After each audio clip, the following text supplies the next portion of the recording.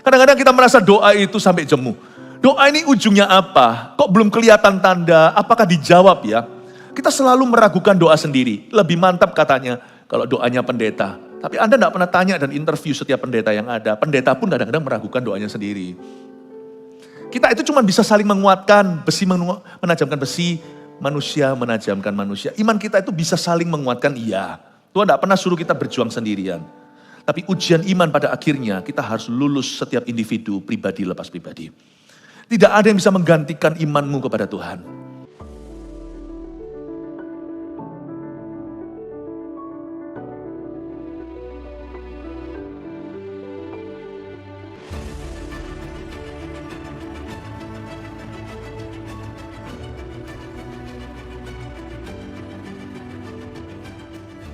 Terima kasih untuk kasih karunia yang kami bisa kecap dengan begitu bebasnya, so free kami bisa menikmati kasih-Mu Yesus. Thank you setiap hari tidak pernah gagal. Kasih setiamu selalu baru setiap pagi. Kami tidak akan pernah remehkan hal-hal tersebut. Kami tahu itu semuanya dibeli dengan harga yang mahal, dengan darah Yesus. We love you too Lord Jesus, kami juga mengasihi-Mu. Ajari kami untuk tidak meremehkan Tuhan, tidak menganggap enteng berkat-berkat-Nya. Siapakah kami ini Tuhan bisa jadi biji mata-Mu? Terima kasih Tuhan Yesus. Biar kami hari ini memutuskan untuk terus maju di dalam iman kami. Dan kami selalu memilih Tuhan, bukan dunia. Kami mau tiap saat, tiap waktu semakin mengenal-Mu. Sembunyikan hamba-Mu di balik salib-Mu.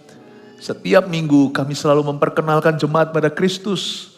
Sehingga jemaat semakin intim dan dekat dengan Roh Kudus. Mampukan hamba-Mu untuk mengajar dari hati yang tulus. Dalam nama Yesus, haleluya. Amin. Puji Tuhan, berikan tepuk tangan untuk Tuhan Yesus. Hari ini kita akan belajar tentang akhir zaman. Seperti yang saya janjikan. Munculkan menunya dulu aja, The End Times. Atau hari-hari terakhir. 5 kali ibadah, jangan ketinggalan salah satunya. Setiap kebaktian ada pewahyuan-pewahyuan baru, hal-hal yang tidak Anda duga. Makanya belajar tentang kitab Wahyu juga perlu guru. Dan yang pasti semua ini bukan pengetahuan belaka. Ujung-ujungnya selalu aplikasi untuk hidup kita secara pribadi. Tapi sebelumnya saya memberikan ringkasan peta zaman supaya Anda tahu ya. Nanti kemudian setelah gereja diangkat, kita nggak tahu hari dan saatnya. 2 orang berjalan sama-sama, satu ditinggal, satu diangkat Tuhan. Yesus kan memperingatkan di Matius 24. Lalu juga sama-sama kerja di kilangan zaman hari ini, mungkin di dalam perkantoran, yang satu ditinggal, yang satu diangkat. Seranjang 2 orang, satu di sana, satu lenyap. Suami istri pun bisa dipisahkan karena iman. Saya dorong Anda untuk hidup berjaga-jaga, karena setelah itu pengangkatan gereja Tuhan, dunia berbeda. Jadi jangan sampai kita tertinggal, karena firman Tuhan pasti digenapi. Kalau itu terjadi datangnya seperti pencuri, tidak diduga, kita tidak waspada, jangan sampai kita menyesal kemudian hari, terlambat sudah. Firman ini bukan untuk menakut-nakuti, firman ini adalah tentang wahyu Yesus Kristus, bukan tentang antikristus dan sebagainya, tapi hubungan gerejanya dengan Tuhan. Saya berdoa supaya iman Anda maju, dan supaya semua kita berbuah-buah di akhir zaman. Mari kita buka sama-sama di Wahyu pasal 8. Kejadian di Wahyu pasal 8 atau nubuatan, ini akan digenapi di masa 3,5 tahun, tambah 3,5 tahun, totalnya 7 tahun masa pemerintahan antikristus. Kenapa kita bahas masa depan? Supaya kita bisa punya kacamata baru untuk masa kini. Semoga waktu pemerintahan antikristus itu, tidak seorang pun yang hidup untuk menyaksikannya di dunia. Karena kita semua beriman kalau ada pertemuan di udara, kita mau ada di awan-awan menyongsong Tuhan. Gak ada satupun yang mau ketinggalan, bukan? Tapi penting kita tahu nubuatan ini karena ditulis dalam firman, berarti untuk kita ketahui. Supaya kita bisa melihat masa kini dengan cara pandang yang berbeda. Meterai yang ke-7, yaitu di Wahyu pasal 8, kita baca ayat 1, dan ketika anak domba itu membuka meterai yang ke-7, maka sunyi senyaplah di sorga, kira-kira setengah jam lamanya. Kebaktian hari ini langsung ke episode number 3. Belum apa-apa, waktu materai ke-7 dibuka, kebaktian sebelumnya saya sudah jelaskan materai 1-6, semua berada di periode setelah pengangkatan gereja. Di atas muka bumi sudah absen, tidak ada lagi gereja perjanjian baru yang penuh Roh Kudus, yang ada sisa hanyalah gedungnya, jemaat, serta hamba-hamba Tuhan yang fasik akan ditinggalkan karena Tuhan membuat perbedaan antara orang benar dan orang fasik. Gereja yang kudus sudah nggak ada di dunia waktu itu. Yang ada hanyalah Kristen yang pura-pura, yang ditinggal bersama dengan orang-orang dunia yang memang menentang Kristus. Sentimen dunia ini tidak lain, tiap hari, tiap saat, makin hari makin menjadi-jadi. Bumi di mana kau dan aku tinggal ini makin hari makin anti-Kristen. Makin anti gereja, makin anti pendeta, makin anti Kristus. Memang betul, gereja, hamba-hamba Tuhan, anak-anak Tuhan juga ada salahnya. Tetapi ini sudah hawanya. Salah gak salah sih, memang sudah ke situ hawanya. Di meterai ke-7 waktu dibuka, tiba-tiba sunyi senyaplah sorga. Ini meterai yang aneh sih. Meterai yang lainnya itu ada kejadian, yang ini sunyi senyap di sorga kira-kira setengah jam lamanya. Ada satu hari nanti ketika meterai itu dibuka, di zaman masa antikristus, hopefully we're not here. Kalau sampai kita ketinggalan, ya sudah, berarti selama ini kita tidak hidup sungguh-sungguh dengan Tuhan. Pokoknya kalau ada yang tertinggal, saya kasih pesan dulu di depan. Don't call me. Jangan telepon gereja ini ya. Kami menggembalakan gereja ini dengan demikian rupa supaya semua keluarga utuh waktu diangkat. Suami dan istri juga, anak-anak gak ada yang ketinggalan. Papa gak ketinggalan, mama gak ketinggalan. Bahkan dari depan receptionnya sampai pelayanan yang di dalam gedungnya, jangan ada yang ketinggalan.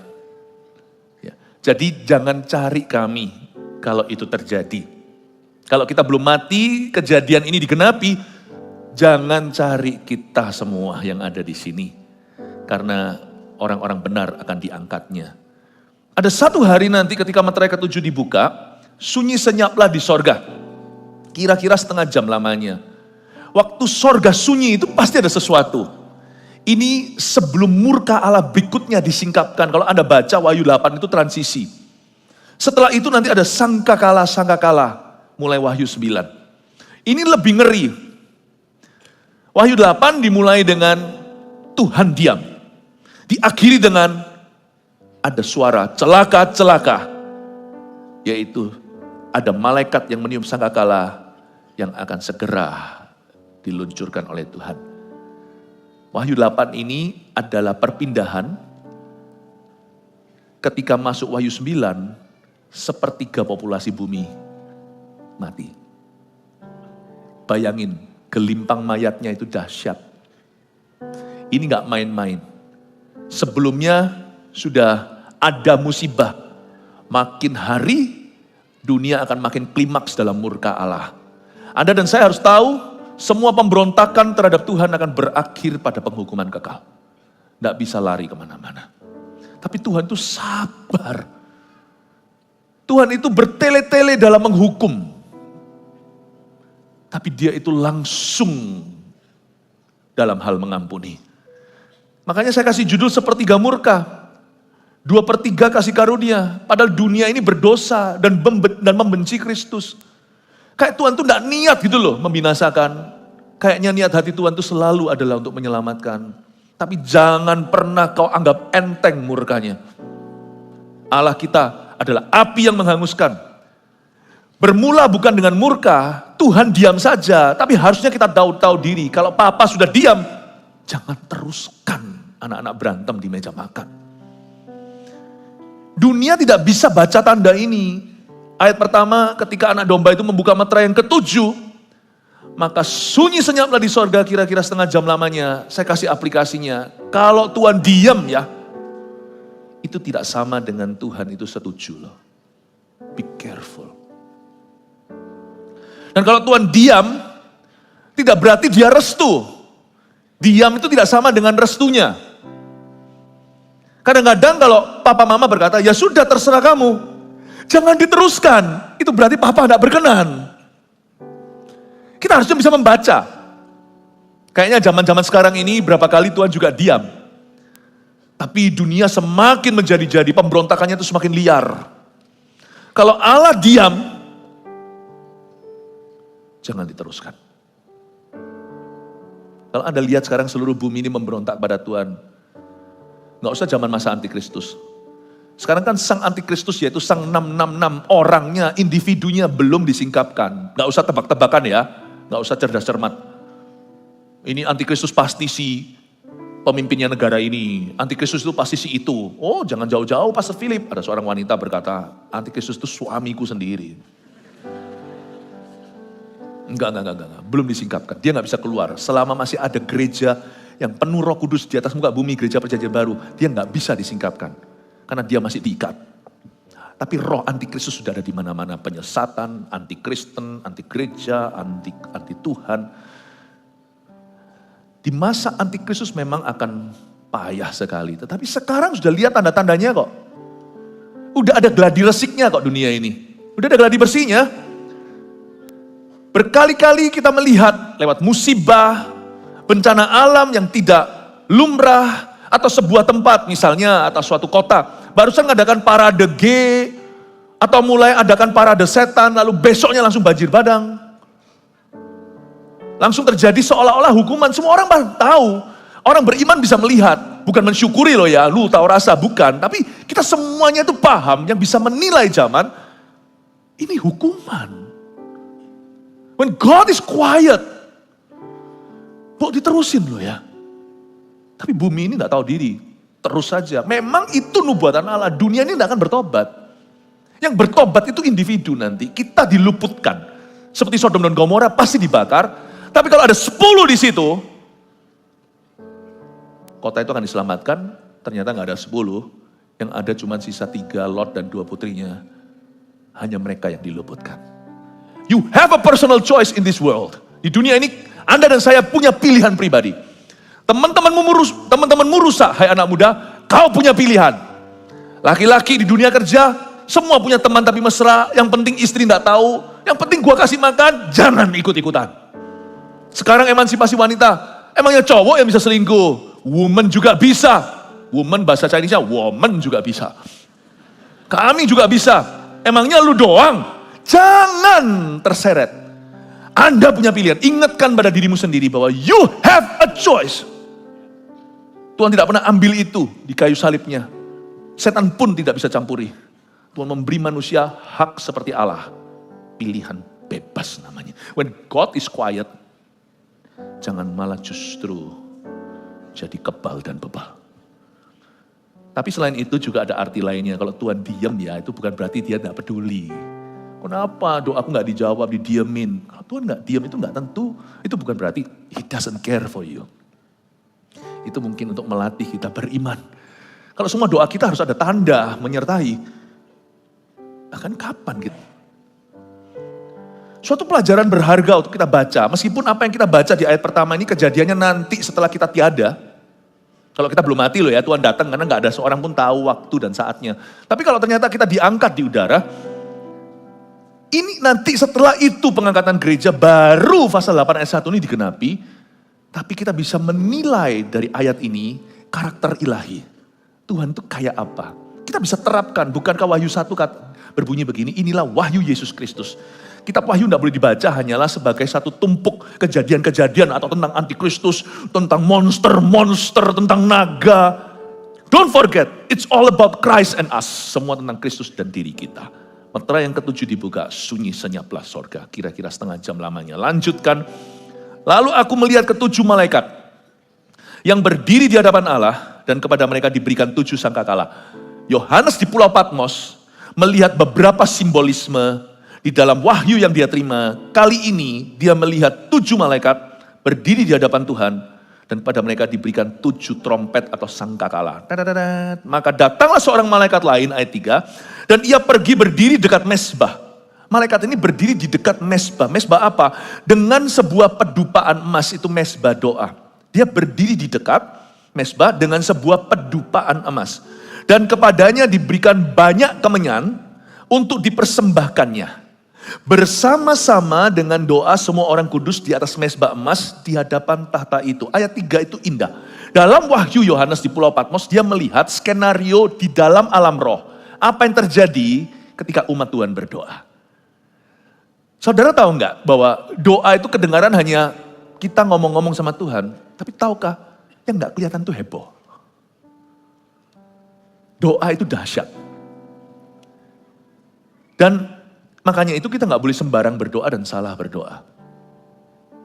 Dosa pertama itu bukan membunuh, mencuri, melakukan sesuatu terhadap sesama manusia atau merugikan sesama kita.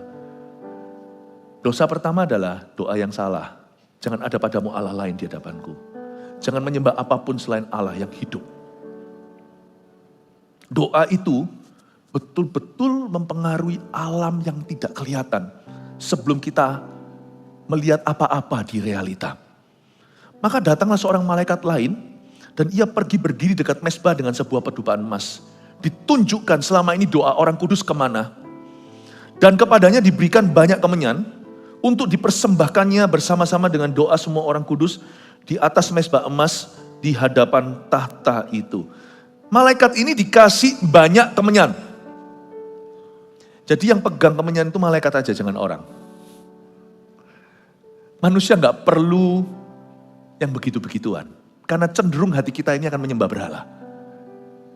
Kemenyan ini pun tidak seperti kemenyan yang kita tahu di bumi.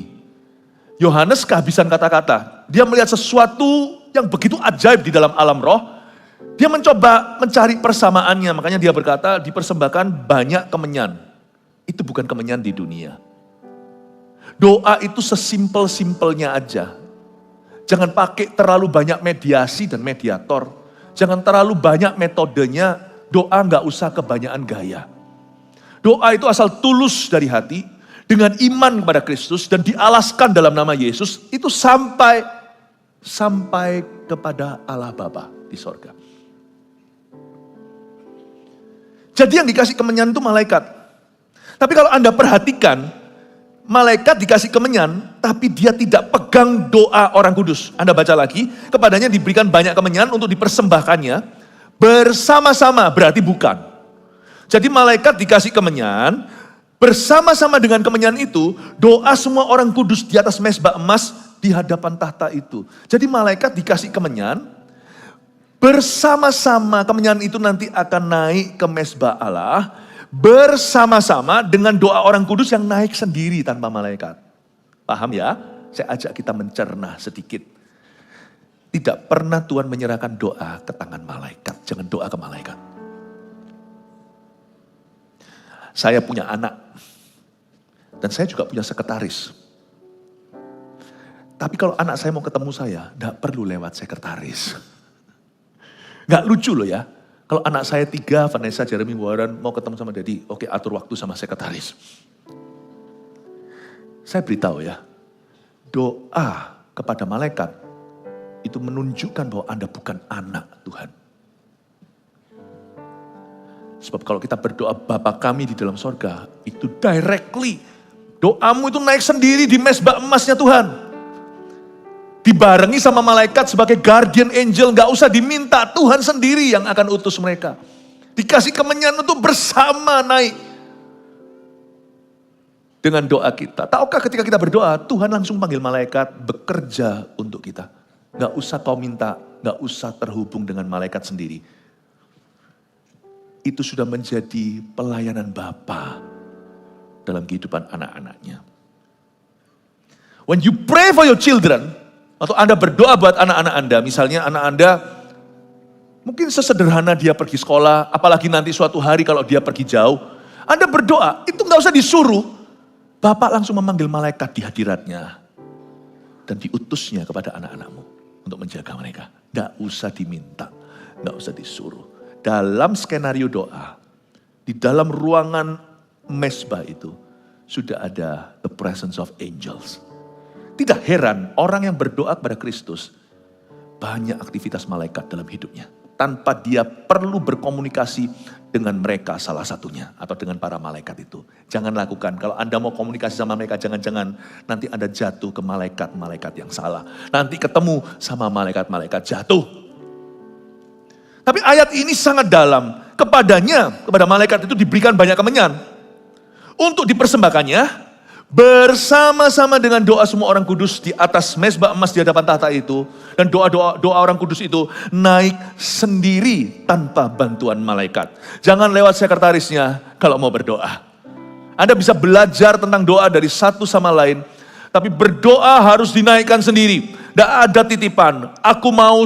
Papa mau supaya keluarga kita itu diberkati Tuhan. Suruh mama doa. Kalau seperti itu nanti, doamu nggak jadi. Kalau Anda mau doa, doa sendiri. Doa dalam nama Yesus sendiri. Saya bisa berdoa sepakat dengan Anda untuk menguatkan iman Anda. Tapi pada akhirnya Anda kalau mau doa kepada Tuhan, Anda harus berdoa kepada Tuhan Yesus secara pribadi. Amin Bapak Ibu Saudara. Dan doa itu punya kuasa yang hebat. Kita lihat ayat 4. Maka naiklah asap kemenyan bersama-sama dengan doa orang-orang kudus itu dari tangan malaikat itu ke hadapan Allah.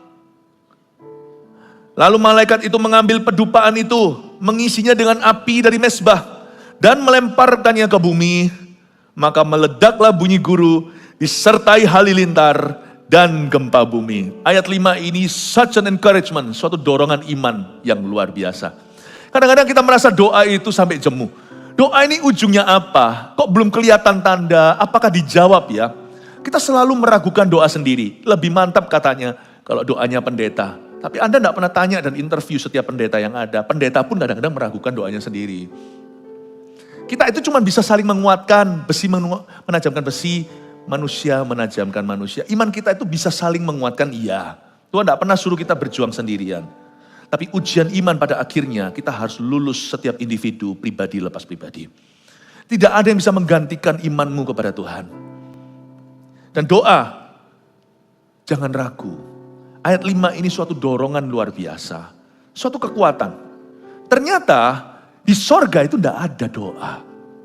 Hah? Iya. Sorga itu untuk orang yang masih hidup di dunia. Makanya mendoakan orang mati bukan hanya doa pada malaikat. Doakan orang mati atau berdoa kepada orang mati itu tidak diajarkan firman. Karena nilai tukar atau currency apa namanya? Currency itu apa? Mata uang. Bahasa komunikasi di sorga itu bukan doa. Doa itu hanya untuk bumi. Untuk orang-orang yang belum mati. Ngapain kita doa sama Tuhan Yesus wong kita nanti akan ketemu muka dengan muka loh di sorga. Ngapain kita doa untuk apa lagi di sorga itu dan ada kebutuhan, yang ada hanya kemuliaan. Sekarang jadi kita dapatkan pencerahan. Bahwa ternyata kalau kita berdoa kepada orang yang mati atau mendoakan orang mati itu salah. Itu salah fatal. Dan tidak diajarkan firman, belum lagi itu melanggar firman-Nya. Jadi doa itu apa loh? Doa itu hanya mampir doang di sorga. Dia naik ke sorga untuk diturunkan ke dunia. Doa tidak pernah bisa tetap di sana. Berarti setiap doa kita pasti ada jawabannya. Itu hiburannya. Coba baca lagi. Lalu malaikat itu mengambil pedupaan itu ayat 5. Mengisinya dengan api dari mezbah. Kan diangkatkan dan lalu setelah diangkatkan. Ayat 4 aja. Maka naiklah asap kemenyan bersama-sama dengan doa orang kudus itu. Dari tangan malaikat itu ke hadapan Allah. Coba lihat ya. Naiklah kemenyan dan bersama dengan doa orang kudus dari tangan Allah itu ke hadapan Allah. Naiklah. Apa yang naik? Pasti turun. Saya ulang lagi. Maka naiklah kan? Naik. Pasti turun. What goes up will come down. Cuman bedanya, kalau tisu yang naikkan, capek aku ini terus angkat tisu, buang tisu. Ya demi jemaat tercinta, gak apa-apa lah. Tapi kalau perkara-perkara dunia naik, turunnya ya samalah. Tidak dengan doa. Tuhan berkata, setiap firman yang keluar dari mulutku, tak akan kembali sia-sia. Dia akan mengairi bumi seperti salju yang turun ke dunia. Bedanya doa, lagi. Ya, kalau doa itu ayat 4, maka naiklah asap kemenyan bersama dengan doa orang kudus itu dari tangan malaikat itu ke hadapan Allah. Cuman turunnya beda. Lalu malaikat itu mengambil pedupaan itu, mengisinya dengan api dari mezbah sampai ke tahta Allah. Dia enggak turunnya kosongan. Dia turunnya itu sudah diisi dengan api dari Tuhan. Ada api supranatural. Dan melemparnyakannya ke bumi. Tadi kan naik, sekarang turun ke dunia, maka meledaklah bunyi guru disertai halilintar dan gempa bumi. Padahal tadi waktu naiknya seenteng tisu, turunnya terjadi halilintar. Saya beritahu ya, tidak ada doa yang sia-sia. Jangan ragukan doamu dalam nama Yesus. Semua yang naik, bahkan di dunia Tuhan ada satu gravitasi, pasti akan turun kembali. Kalau memang doamu salah, pasti akan dikoreksi. Makanya sebelum doa, jangan hanya doa, baca firman juga, supaya jangan minta istri orang. Karena doa gitu sia-sia, buang waktumu. Ngapain Tuhan dengar sesuatu yang jelas-jelas dia sudah firmankan, itu ada dalam Alkitab dan Tuhan berkata salah. Kalau kita berdoa dalam firman apalagi, tidak akan doa itu kembali sia-sia. Apa yang kita naikkan pasti akan kembali ke bumi, mempengaruhi hidup manusia. Dia pasti akan mempengaruhi event-event, kejadian-kejadian dalam hidup Anda. Dan dalam hal ini, di Wahyu pasal 8 diceritakan doa orang kudus saat aniaya di zaman masa antikristus akan dikembalikan ke bumi dalam bentuk kebangunan rohani. Tisu, kau bisa pensiun sudah. Terima kasih. Lengkap ini Bapak Ibu. Ayat 5 ini begitu indahnya. Bahwa apapun yang kau angkat ke Tuhan, Tuhan akan melemparkan kembali dalam hidupmu. Diisi api, meledak bunyi guru disertai halilintar, dan terjadi gempa bumi yang dari Tuhan. Maksudnya di sini ayat pasal 8, bahwa di zaman masa antikristus nanti, padahal anugerah cuma sisa 2/3, Tuhan tetap menjawab doa orang-orang kudus susulan. Saya tadi ibadah sebelum ini ada ceritakan, misalnya satu keluarga, ada satu yang gak terangkat. Tiba-tiba fenomena dunia, manusia lenyap dalam jumlah begitu banyaknya. Sampai terjadi kekacauan secara global. Pengangkatan kalau terjadi, silakan sana imajinasi. Kalau Tuhan berkata 2 orang jalan di ladang, 1 diambil. 2 orang di perkantoran, di kilangan. Atau 2 orang bersama-sama, 1 ranjang, 1 diambil, 1 ditinggal. Just imagine the chaos. Bayangkan aja kekacauan yang terjadi di dunia yang ditinggalkan. Dunia yang berdosa ini. Coba bayangkan. Tadi saya jelaskan sedikit pakai ilustrasi. Jikalau ada 1 anggota keluarganya yang ditinggal, masih ada kesempatan untuk dia bertobat, pasti dia akan menyesali dosa-dosanya kenapa dia tidak terangkat. Misalnya istrinya sungguh-sungguh, anaknya juga sungguh-sungguh. Dia pasti ketinggalan. Kalau Tuhan datang hari ini, tahukah? Gak tentu Anda satu keluarga utuh loh, kalau imannya beda. Bahkan kalau semuanya Kristen pun iman pura-pura. Tuhan membedakan yang fasik dengan yang benar. Tuhan tidak berkata kafir loh ya. Fasik itu berarti tahu kebenaran, tapi tidak melakukannya. Itu beda loh, Tuhan membuat perbedaan antara kambing dan domba. Jadi di zaman masa antikristus itu, sekalipun gereja perjanjian baru, orang-orang penuh Roh Kudus yang siap untuk kedatangannya, siap menyongsong Tuhan di awan-awan sudah terangkat, masih ada pertobatan.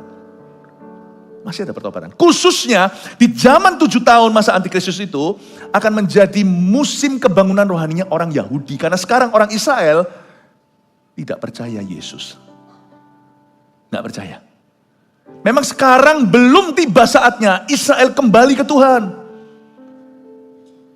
Saya kasih review sedikit supaya Anda melihat benang merahnya dengan setiap kebaktian. Jadi sekarang ini Tuhan pakai orang-orang non-Yahudi yaitu kita untuk menginjili bangsa-bangsa dan bangsa sendiri. Mempan gitu loh. Tiba-tiba Tuhan bangkitkan hamba Tuhan ini, gereja itu, Tuhan bangkitkan orang Kristen ini dan itu. Lalu kita memenangkan komunitas kita. Orang Yahudi gak bisa loh. Dari bangsa manapun, bahkan hamba Tuhan sediurapi apapun, pendeta sebesar apapun, gereja segede apapun, seberpengaruh apapun, tidak bisa nobatkan orang Yahudi. Karena mereka merasa, lu orang tahu apa? Semua juga dari the Jews, semua dari Israel. Apa yang kita yakini hari ini Alkitab yang ditulis juga siapa yang nulis? Penulis-penulis Alkitab semua sebagian besar itu orang Yahudi. Ini gak bisa. Saya pernah doakan waktu di Israel. Saya pernah mendoakan orang-orang Yahudi. Sebagian di antara mereka, berapa orang di depan itu rebah dalam kuasa Roh Kudus waktu saya doa. Setelah itu, saya dapat email. Dia berkata, kenapa kamu doakan kami? Kami umat pilihan. Ngerti saya. Langsung saya tahu, saya ngerti maksudnya. Kenapa kamu doakan kami? rebah loh dalam kuasa Roh Kudus waktu saya berdoa. Tetap memilih tidak percaya dan berkata, kamu tidak layak mendoakan saya. Saya ngerti dan saya setuju. Karena zaman dulu, di dalam history mereka ada Musa, ada Daud. Kita punya histori, tergantung dari suku apa. Ujung sana, penyembahan berhala, nyembah gunung, perang-perang. Kita siapa? Makanya nanti itu kebangunan rohani Yahudi itu melalui orang Yahudi. Orang Yahudi akan diselamatkan lewat tangan orang Yahudi. Kebaktian sebelum ini tadi saya jelaskan, judulnya ini. Kebangunan rohani ya bangsa Yahudi di masa antikristus. Jadi kebangunan rohani untuk orang Indonesia, Amerika, Afrika, semua. Kapan? Now. Sebelum pengangkatan gereja. Sekarang. Jadi nanti itu masih ada pertobatan susulan, tapi sudah bukan musimnya. Bukan musimnya. Sekarang ini bangsa-bangsa lain yaitu kita mengalami 3/3 masa anugerah. Kalau kita punya kasih karunia penuh aja Anda tidak mau sungguh-sungguh dengan Tuhan. Apalagi nanti kalau Anda ditinggal.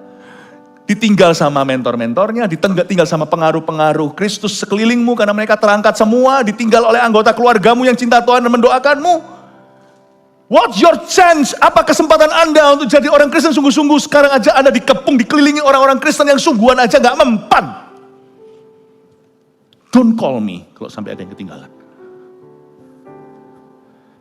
I hope not to be around. Saya harap saya tidak ada di tempat. Silakan telepon Cilipi. Tapi Cilipi juga pasti gak ditinggal ya kan? Nah saya tahu hidupnya sungguh-sungguh, saya sih gak bisa melihat orang. Kita semua kan diuji Tuhan. Tapi I hope, saya harap, dengan rendah hati aja kita ngomong begini. Saya harap saya tidak ada di sini. Jadi tolong beritahu kalau kanan kirinya, kalau sampai Anda ditinggal, jangan telepon saya. Jangan cari saya. Anak-anak, kalian mesti sungguh-sungguh. Karena sampai ditinggal, ya, Jeremy Warren dan semuanya, your daddy will not be around. But I'm sure kalian akan ditinggal. Makanya itu di rumah dijewer, sungguh-sungguh didisiplin dalam takut akan Tuhan supaya kalian menjadi umat pilihan Tuhan. Demikian pula anak cucu Anda, jangan satu pun yang ketinggalan. Kasih tepuk tangan untuk Tuhan. Amin. Faith, anak-anak hamba Tuhan, lu orang jangan kira anaknya pendeta pasti diangkat loh. Tuhan tidak pernah janji gitu, tapi orang benar. Apapun profesi bapaknya. Ya, kalau sampai kamu ditinggal Faith, don't call uncle. Ya, don't call your mom and dad not. Tinggal bajunya. Saya ngomong gini kayak seolah-olah dongengnya. Enggak, ini firman. Matius 24, sana baca. Tesalonika baca. Dalam sekejap mata, in the blink of an eye, you'll be transformed. Dan kita akan bertemu dan kita akan menyongsong Tuhan. Persis bahasa Paulus begini, di awan-awan. It will happen. Cuman kita nggak tahu kapan, sudah mati atau belum nanti, kita nggak tahu. Secepat apa, selekas apa, atau setelat apa, kita nggak ngerti. Jangan coba prediksi. Yang pasti kalau kita lihat tanda-tanda zaman, lebih cepat daripada lebih lambat. Gitu aja lah. Prediksi terbaik kita bisa lakukan, cuman pasti setiap hari Tuhan semakin dekat, bukan semakin jauh. Waspadalah. Amin. Jadi doa itu, zamannya orang kudus nanti itu loh. Tisunya jatuh lagi. Ini tisu memang hebat ini. Ini tisu ada nyawanya.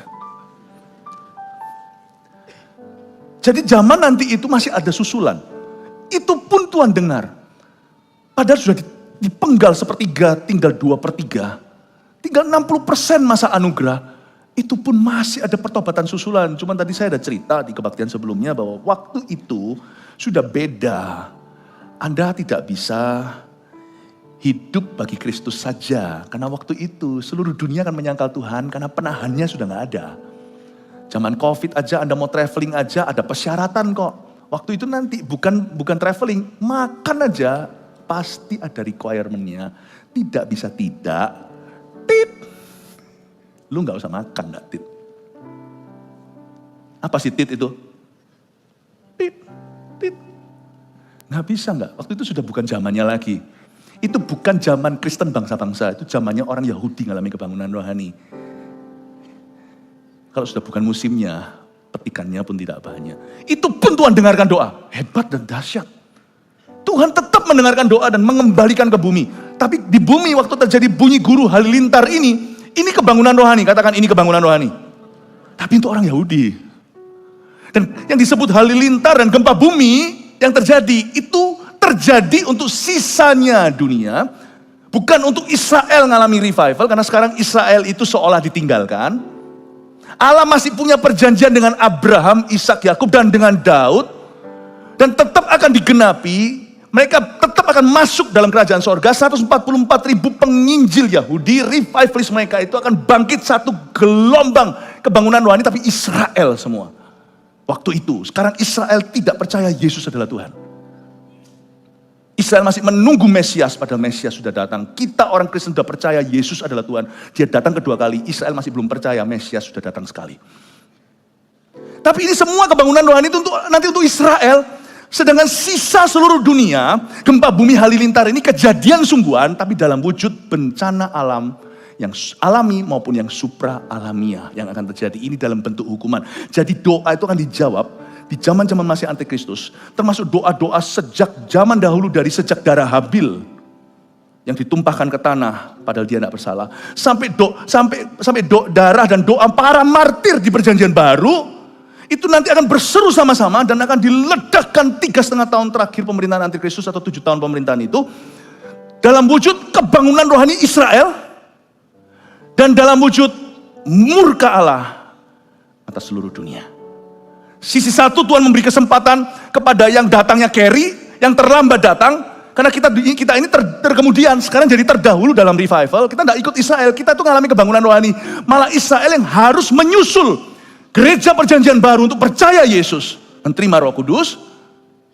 Nanti Tuhan akan kasih kesempatan. Doa ini akan dijawab dengan cara yang ajaib, memberi kesempatan terakhir kepada Israel, yang kemudian akan menjadi terdahulu lagi. Tapi sisanya keadilan buat bangsa-bangsa. Nah, waktu itu orang-orang yang tidak bertobat dari bangsa lain, Anda sudah bukan di musim kebangunan rohani, musim keadilan Allah. Keempat sangkakala, yang pertama ayat 6, dan ketujuh malaikat yang memegang 7 sangkakala itu bersiap-siap untuk meniup sangkakala. Mari kita bahas beberapa sangkakala. Lalu malaikat yang pertama meniup sangkakalanya, dan terjadilah hujan es dan api bercampur darah. Dan semuanya itu dilemparkan ke bumi. Maka terbakarlah 1/3 dari bumi dan 1/3 dari pohon-pohon, dan hanguslah seluruh rumput-rumputan hijau. Yang pertama terjadi, kita nggak perlu pakai imajinasi. Sebab semua bencana alam yang akan terjadi saat itu belum pernah terjadi hari ini. Jadi yang kau lihat hari ini, baik itu yang di Dubai terjadi badai, baik itu COVID kemarin yang terjadi satu wabah, itu baru false alarmnya. Itu belum apa-apa. Itu kalau orang melahirkan itu baru kontraksi buka 1, itu belum buka 9. Nggak tahu sih buka berapa sih. 10 ya. Belum apa-apa. Jadi tidak usah dibayangkan, tapi ayat firman Tuhan ini harafiah, ini bukan simbolisme. Si Yohanes melihat sesuatu yang dia hanya bisa jelaskan sebisanya. Dia berkata, terjadilah hujan es. Ini bukan hujan salju, kalau salju di Kanada sudah ada. Ini hujan es turun bongkahan dan api bercampur darah. Saya tidak tahu itu gimana rupanya. Tapi Alkitab tidak pernah berdusta. Dan semuanya dilempar ke bumi, yang dibakar adalah 1/3 dari bumi. Jadi pertama-tama yang dikutuk adalah bumi dulu, 1/3 dari pohon, dan hangus seluruh rumput-rumputan hijau. Jadi vegetation, atau semua hijau-hijauan di dunia, 1/3 akan hangus. Gak apa-apa Pastor Philip, saya gak vegetarian. Saya gak keberatan kalau tidak ada sayur-sayuran. Yang penting saya makan daging, sorry ya, sapi makan rumput. Itu krisis daging juga. Kadang-kadang saya membuat lelucon, tapi berhenti lucu karena kolesterolnya mulai tinggi. Saya bilang, saya juga makan sayur. Dia bilang, makan sayur apa Pastor Philip? Saya makan yang makan sayur. Secara tidak langsung sayur di dalam diriku. Kayaknya lucu, sapi maksudnya, saya makan beef. Tapi sebenarnya pada saat itu terjadi, dunia akan krisis. 1/3 dari yang hijau di dunia hangus. Akan ada krisis makanan. Ayat 8. Lalu malaikat yang kedua meniup sangkakalanya, dan ada sesuatu seperti gunung besar.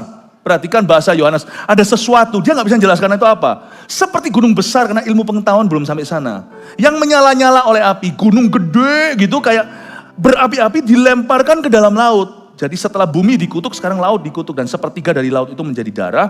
Akibat matinya manusia Zaman modern kan, orang di kapal, ada orang loh di perairan, dan juga hewan. Ikan itu juga bisa berdarah loh. Jadi laut menjadi darah karena sepertiga dari makhluk hidup di dalamnya atau di atas permukaan laut itu mati.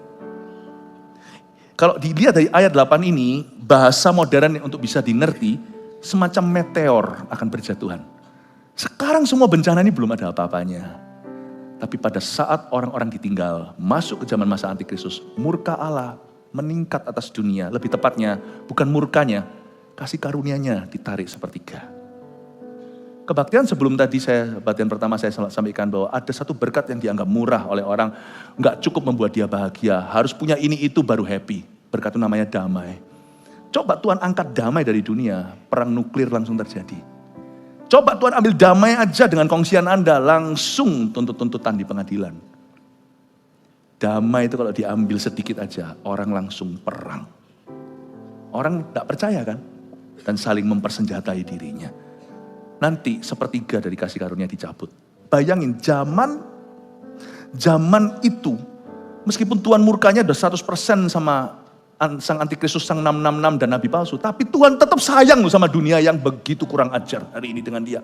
Apakah nanti dunia lebih baik? Dunia tidak bertobat sekalipun dihukum bertubi-tubi. Dunia semakin murtad. Dengarkan baik-baik. Tuhan yang kau miliki adalah Tuhan yang sama orang jahat aja. Masih ada 2/3 kasih karunia untuk mereka. Masa Tuhan marah-marah sama anak-anaknya yang mau bertobat dan sungguh-sungguh. Kalau hari ini Anda berbalik, Tuhan tidak akan hukum Anda. Tapi Tuhan akan pulihkan apapun konsekuensi yang harus kau hadapi. Asal kau menghadapinya dengan Tuhan. Kembalilah nak, jangan lari lagi dari hadiratku, kata Tuhan. Coba kalau kita lihat, ini di zaman nanti, ini kejadiannya Wahyu 8. Ini di zaman antikristus 7 tahun itu. Itu pun Tuhan tidak brol-brolan. Kayak orang bertinju itu loh. Mukulnya dikurangi sepertiga. Kalau dia pukul penuh kuasa, bisa-bisa lawan tinjunya langsung meninggal dunia. Tuhan kelihatannya mukul bumi, padahal antikristus sudah jahanam sekali. Tapi karena di dalam dunia masih ada orang-orang yang mungkin dalam kemahatauan Tuhan, Tuhan tahu mereka tidak bertobat, tapi Tuhan masih berharap mungkin mereka akan bertobat dan menerima Kristus. Dunia yang antikristen ini loh, mereka lebih milih melepaskan Barabas daripada melepaskan Yesus pada waktu dihukum sama Pontius Pilatus. Dunia ini coba lihat, apapun terbuka, tapi kalau sama orang Kristen mereka picik sekali. Di mana-mana anti-Kristen, anti-gereja. Memangnya sudah hawanya antikristus mau apa? Nanti Tuhan akan berkata, sudahlah, pada musuh-musuhnya loh ya. Sudahlah, aku ini mengasihimu, kenapa aku harus memukulmu? Mereka tidak berubah-ubah, akhirnya Tuhan pukul, tapi Tuhan cuma pukul sepertiga. Itu pun banyak yang mati, cuma pukul. Enggak tobat. Padahal antikristus itu zamannya sudah jahat. Tapi Tuhan tetap menunggu seseorang bertobat, sebaik itu loh Tuhan itu. Di zaman masa antikristus harusnya Tuhan langsung aja tuangkan semua cawan murkamu, jangan sepertiga-sepertigaan. Langsung aja 3/3 hukum dunia. Apalagi kita sudah nggak ada di sini. Apalagi para martir yang ada di bawah mezbah. Mereka berseru tiap hari, kapan Tuhan akan mengadili? Wah, kita happy aja, hukum mereka. Kadang-kadang kan kita begitu kan, ada orang yang menganiaya umat Tuhan. Ada orang yang merugikan kita, padahal dia tahu jelas kita ini anak-anak Tuhan. Kita kan setelah gitu kan kita langsung minta apa sama Tuhan? Tuhan hukumlah, makanya Tuhan ajari kita mengampuni. Sebab nafas Tuhan itu bukan menghukum. Dia tidak berkenan pada kematian orang fasik, tapi pertobatan mereka. Itu yang mereka Tuhan cari. Ada orang tertentu yang jahat banget, 17 tahun kemudian baru dihukum Tuhan. Kadang-kadang kita merasa Tuhan itu lamban, doaku nggak dijawab-jawab. Orang ini loh, Tuhan merugikan keluargaku. Orang ini memfitnah aku. Orang ini ya Tuhan merusak reputasiku dan namaku. Kalau Tuhan diam aja, ayo Tuhan bunuh dia. Hukum dia. Tapi Tuhan terus utus nabi-nabi kepada Niniwe yang jahat itu agar mereka bertobat. Yunus pun sampai gak terima. Kenapa Tuhan itu begitu? Aku gak mau pergi ah. Aku tahu sifatmu. Aku tahu karaktermu. Engkau pasti akan mengampuni mereka. Tapi kadang-kadang hukuman terjadi. Saya melihat dalam sejarah kiri kanan saya. Orang yang begini begitu dihukum Tuhan. Sekian tahun kemudian. Sekian lama kemudian. Jangan kau anggap kalau Tuhan diam itu berarti dia berkenan. Itu kesempatanmu bertobat kalau dia berdiam. Makanya lihat, oh, apa-apa kok, aku gini juga gak apa-apa kok. Saya mau dugem seenak saya, keluarga saya seperti apa, gak apa-apa buktinya. Coba lihat, orang jahat mana mungkin langsung semalam, dia besok langsung gulung tikar. Enggak kan? Coba lihat orang yang foya-foya, dan menginjak hak orang-orang yang tidak punya. Dan orang yang gaya sombongnya sudah sampai ke langit. Malah justru yang namanya Tuhan disikat sama dia, gak ada takutnya gitu loh. Sama Tuhan, sama umat Tuhan, sama anak Tuhan. Gereja jadi buli-bulian, coba lihat. Gak langsung semalam kan. Tunggu sebulan juga gak apa-apa tuh orang itu. Tapi ketika dia jatuh, jangan kau anggap Tuhan belum hukum dia 10 tahun lalu. Tuhan sudah, cuman Tuhan diam. Tunggu kita gak berulah. Terusin. Oke. Dicubit sepertiga. Bangkrut dia. Dicubit. Sakit dia. Your God is very patient to sinners. Makanya kita aja gak sabar. Rasanya kenapa Tuhan itu kok gak langsung hukum aja orang itu. Tapi juga hati-hati. Kalau kita jangan main-main dan mencobai Tuhan. Ada meteor yang akan jatuhkan ke bumi di 7 tahun pemerintahan itu. Dan matilah sepertiga dari segala makhluk yang bernyawa di dalam laut, ayat 9. Dan binasalah sepertiga dari semua kapal.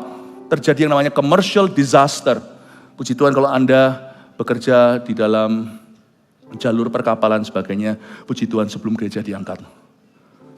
Waktu itu binasalah sepertiga dari semua kapal. Ada kan banyak kapal yang kena meteor itu. Tapi laut di sini itu kemungkinan terbesar adalah satu laut, tidak semua laut di dunia. Meteor yang terjatuh itu yang dilihat oleh Yohanes mungkin hanya satu. Kata laut di sini yang mereka ketahui di zaman itu murid-murid Yesus adalah the Mediterranean Sea. Kalau Anda lihat di peta, namanya Laut Mediterranean. Gede banget. Nah nanti di situ meteornya jatuh. Banyak kapal sepertiga tenggelam dan hancur lebur. Ayat 10, lalu malaikat yang ketiga meniup sangkakalanya dan jatuhlah dari langit sebuah bintang besar menyala-nyala seperti obor dan ia menimpa sepertiga dari sungai-sungai dan mata air. Perhatikan, sekarang kutuknya bukan hanya ke bumi, bukan hanya ke laut, tapi sekarang ke air bersih, ke sungai dan mata air. Nama bintang itu ialah Absinthus dan sepertiga dari semua air menjadi Absinthus, artinya pahit. Dan banyak orang mati karena air itu sebab sudah menjadi pahit. Ayat 10 dan 11 ada sebuah krisis yang terjadi di zaman masa antikristus yang sekarang belum apa-apa. Karena waktu itu krisis yang terjadi adalah krisis air minuman. Air minum. Saya itu menghargai kita setiap hari bisa mandi air bersih. Kita bisa minum dengan gampang, buka botol sedikit, cucup sedikit buang, padahal masih ada sisa 3/4. Mentang-mentang kenapa? Mentang-mentang botol air mineral botolan itu ada mineralnya atau enggak saya enggak tahu. Itu murah. Gampang didapat. Apa yang gelas cuman dengan sedotannya yang kecil sekali yang tipis buang. Nanti akan datang air komoditas yang sangat penting. Emas, perak, permata enggak bisa beli karena pada waktu itu Absinthus pahit semua. Ketika ada satu wabah yang terkena pada sungai dan mata air dunia.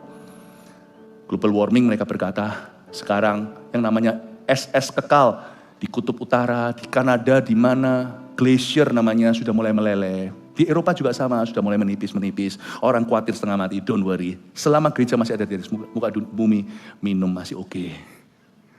Nanti waktu doa sudah terangkat, yang sisa hanya orang-orang fasik sebagian bertobat. Nah waktu itu, doa udah tidak kencang lagi, penahannya sudah hilang. Nah saat itu semua wabah, setan bukan hanya ngantem manusia. Anda kira setan hanya mencobai orang? Anda salah, setan kalau bisa akan hangus bumi. Bumi ini, semua laut, semuanya itu kalau bisa dia racuni semuanya. Setan itu kan jahat. Coba lihat kalau orang ke setan. Coba lihat. Dia akan siksa hewan. Coba lihat kalau orang itu kesurupan.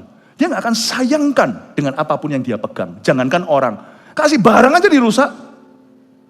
Pernah lihat orang kesurupan? Saya pernah. Berkali-kali. Kursi di depan itu dipatahkan. Aduh, itu kursi orang. Kita aja sama barang aja gak mencintai uang. Sama barang aja kita bisa eman gitu loh. Aduh, sayang sekali. Ya ini bukan firman ya, tapi kalau pas saya lagi mandi gitu, sudah selesai saya matiin. Saya enggak mau buang air mentang-mentang bisa bayar tagihan air. Jangan kira sana kaya atau siapa punya. Setiap hal itu berkat bukan karena uangmu bisa bayar. Itu tersedia itu karena ada doa. Masih ada doa di dunia, masih ada Roh Kudus di dunia ini. Ya ini tidak mempengaruhi keselamatan, tapi kalau sana mandi jangan lama-lama, selesai tutup, jangan terus nyalain 2 jam gitu. Ya nggak ada hubungannya sih, cuman sedikit tambahan yang tidak signifikan. Jadilah pecinta, bukan mencintai uang barang, bukan. Jadilah pengeman, penyayang apa yang Tuhan percayakan meskipun itu barang. Jadi perawat bukan perusak. Karena nanti datang harinya. Air bersih pun hampir tiada. Absintus itu artinya orang tidak bisa minum. Pahit semua. Lalu malaikat yang keempat meniup sangkakalanya dan terpukullah sepertiga dari matahari dan sepertiga dari bulan dan sepertiga dari bintang sehingga sepertiga daripadanya menjadi gelap dan sepertiga dari siang hari tidak terang dan demikian juga malam hari yang terakhir kena pukul adalah the sky atau langit. Waktu itu matahari sepertiga itu akan gelap. Nggak tahu ini gimana kejadiannya. Sekarang pun ilmuwan sudah mulai tahu tentang hal kayak gitu-gitu itu mungkin bisa terjadi, tapi saya percaya pasti terjadi karena firman Allah mengatakannya. Saya tidak tunggu ilmuwan menemukannya. Di zaman semua orang ilmuwan juga berkata bahwa bumi ini lurus. Di kitab Perjanjian Lama sudah tertulis Tuhan bertata di atas bulatan bumi. The Bible is right. Sepertiga dari siang hari terang dan akan menjadi gelap. Ayat 13, dengan ini saya selesai. Maaf saya sedikit overtime. Lalu aku melihat, aku mendengar seekor burung nasar terbang di tengah-tengah langit dan berkata dengan suara nyaring. Loh, burung kok bisa bicara? Kata burung nasar dalam bahasa Yunani kuno mirip dengan kata malaikat. Jadi malaikat itu burung elang. Paham ya?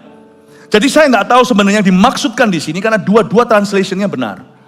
Yang dimaksudkan di sini aku mendengar ada seorang malaikat terbang di dunia dengan suara nyaring berkata celaka, celaka, celakalah, atau Tuhan pakai seekor burung seperti Tuhan pakai seekor keledai untuk bicara sama Bileam, nabi bebal itu. Tapi zaman di mana spokesman, jubir Tuhan yang baik dan benar sudah tiada di atas muka bumi, yang ada hanya mulut fasik. Gereja Perjanjian Baru yang penuh Roh Kudus sudah tiada lagi dan absen di dunia. Tuhan baru pakai malaikat untuk memberitakan Injil. Itu pun sudah tidak dengan kapasitas yang sama seperti gereja Perjanjian Baru. Celaka, celaka, celakalah mereka yang diam di atas muka bumi. Oleh karena bunyi sangkakala ketiga malaikat lain yang masih akan meniup sangkakalanya. Burung elang itu atau malaikat ini, dia berseru kepada orang-orang dunia, celaka, celaka, celaka 3 kali. Woe, woe, woe dalam bahasa Inggrisnya. Karena di sangkakala kelima sampai ke-8, sepertiga penduduk bumi akan gelimpang mayat. Sebenarnya ini bukan pertama. Kalau Anda baca penunggang kuda di Wahyu pasal 6 di ibadah pagi tadi, maka pada zaman di mana Antikristus dibangkitkan, ada satu penunggang kuda berwarna hitam, dia maut dan duduk bersama dia di belakangnya kerajaan maut. 1/4 dari penduduk dunia, jikalau sekarang aja hitungannya 8,1 miliar, 2 miliar orang mati dalam 3,5 tahun. Lalu dikorting lagi, 1/3 sisanya mati lagi. Oleh karena musibah-musibah sangkakala ini. Kena meteor, gak bisa minum, atau gak bisa makan, krisis daging, krisis vegetable atau sayur-sayuran, dan tidak ada bahan lagi. Matahari gelap, coba bayangkan kalau gak ada matahari, tsunami yang terjadi. Kalau matahari terjadi yang namanya geografi atau ekologi juga terjadi gempa bumi kan. Beberapa benua itu akan retak di zamannya masa Antikristus. Dan beberapa pulau-pulau itu akan melekat karena mereka akan bersenggolan.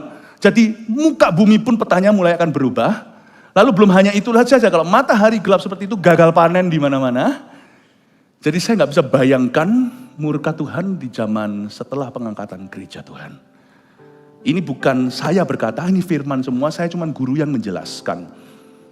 Dan kenapa Tuhan bersedih dan suruh malaikat berseru celaka 3 kali? Karena sebentar lagi dari seperempat yang sudah mati, 2 miliar orang, 8,1 hari ini, misalnya kita hitungan hari ini aja kursnya. Maka dunia sisa 6 miliar, potong 1/3 mati, 2 miliar lagi mati. Setelah 2 miliar mati, dari 1/4-nya 8 miliar, sisa 6 miliar, 1/3-nya lagi, 2 miliar lagi mati. Dalam waktu sekejap, kita langsung lihat depan mata, 4 miliar orang mati. Covid berapa juta yang mati? Betapa sakitnya seluruh bumi, wabah kemana-mana, belum lagi sedih. Pembakaran-pembakaran yang terjadi, mayat bergelimpangan begitu aja. Saya nggak bisa bayangkan dunia tanpa gereja Tuhan ketika moral tidak ada lagi. Ketika takut akan Allah sudah tipis. Dan Tuhan tetap jaga 4 miliar orang sisanya. Ini jahat semua. Tuhan tetap jaga. How good your God is. Sepertiga murka, 2/3 kasih karunia di zaman masa Antikristus. Sekarang ini 3/3 kasih karunia atas kita. Padahal dunia, meskipun dunia sudah jahat, kita itu masih mengalami penuh masa anugerah. Gak bisa sungguh-sungguh. nggak mau sungguh-sungguh memberitakan Injil. Nggak percaya pada Kristus. Baptis saja masih ogah-ogahan. 3/3 dengan semua mentormu di sini. Guru-gurumu ada di sana. Semua gembalamu yang takut akan Allah. Pengaruh-pengaruh yang baik, pengaruh Roh Kudus. Semua ada di dalam hidupmu, mengepungmu malahan. Meskipun di dunia lebih banyak pengaruh buruk. Tapi pengaruh Kristus masih ada di sekelilingmu. Nggak bisa sungguh-sungguh. Good luck my friend. That day don't call us. Saya tantang diri saya sendiri. Kalau sekarang saya tidak bisa menyembah Tuhan. Kapan? Kalau saya tidak bisa hidup kudus sekarang. When my friend? 3 poin sini bawa pulang ke rumah. Catat. Seperti murka dan 2/3 kasih karunia atas dunia yang berdosa. 1, jika Tuhan diam saja, itu tidak berarti dia setuju atau tidak peduli. Pelajaran pertama, review yang kita sudah pelajari. 2,